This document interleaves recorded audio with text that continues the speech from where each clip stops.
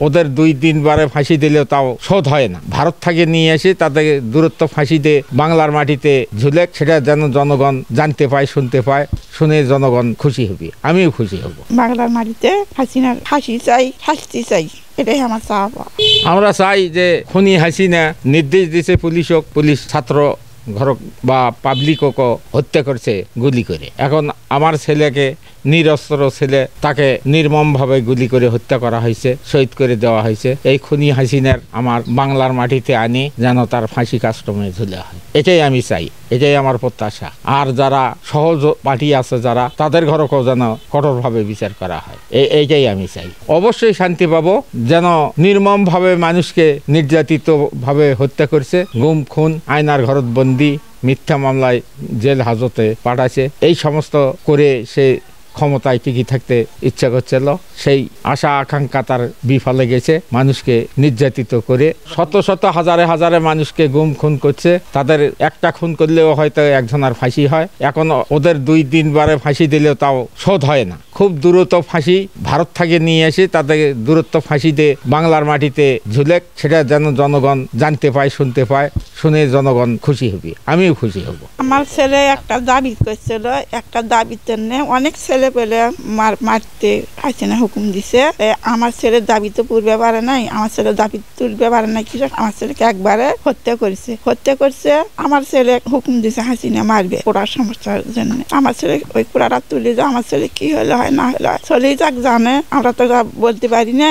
আমার ছেলে উঠতে পারে নাই, চলে নাই, আমার ছেলে হত্যা করছে। আমরা হাসিনার হলো এই বাংলার মাটিতে হাসিনার ফাঁসি চাই, শাস্তি চাই, এটাই আমার চাওয়া। আমি শহীদ আবু সাইদের বড় ভাই এবং শহীদ আবু সাইদ হত্যা মামলার বাদী। আমি জানি যে আজকে মানবতা বিরোধী অপরাধ ট্রাইব্যুনালে যে প্রধানমন্ত্রী সহ তার মন্ত্রী পরিষদের যে মামলাটি হয়েছে আন্তর্জাতিক অপরাধ ট্রাইব্যুনালে, সেই মামলার আজকে যে বিচারের রায়, আমাদের শহীদ পরিবারগুলো আসলেই আমরা তো অসহায়। বর্তমান সর্বপ্রথম আগে যে শহীদ পরিবারগুলো আছে তাদের নিরাপত্তার ব্যবস্থা করা এবং অপরাধ ট্রাইব্যুনালের যে বিচারের রায়, আমরা চাই, আমাদের চাওয়া যে জুলাই গণ অভ্যুত্থানে যাদেরকে শহীদ করা হয়েছে এবং শহীদ করে দেওয়া হয়েছে, সেটা মন্ত্রী পরিষদের শেখ হাসিনা সহ সকলে মিটিং এর মাধ্যমে তারা নির্দেশ দিয়েছে পুলিশের উপরে। পুলিশ ছাত্র এবং জনগণের উপরে নির্যাতিত নিপীড়িত ভাবে অত্যাচার করেছে। সেই নির্যাতনকে কেন্দ্র করে আমরা যে ট্রাইব্যুনালে যে বিচারের রায় হওয়ার কথা, আমরা আমাদের চাওয়া সেই বিচারে দেশ এবং দেশের বাহিরে তারা যেখানেই থাকুক তাদেরকে বাংলার মাটিতে নিয়ে এসে তাদের উপযুক্ত শাস্তি, তাদেরকে ফাঁসি কার্যক্রম করা, এটাই আমাদের চাওয়া আমাদের পরিবার। শেখ হাসিনা যে দীর্ঘ সময় ধরে গণতান্ত্রিক দেশে গণতন্ত্র যে জনগণের ভোটে নির্বাচিত সরকার, এই প্রথাকে উঠাই দিয়ে নিজের একক ক্ষমতায় মানে একনায়কতন্ত্র প্রতিষ্ঠা করে এই দেশটাকে একনায়কতন্ত্র পরিণত করছিল,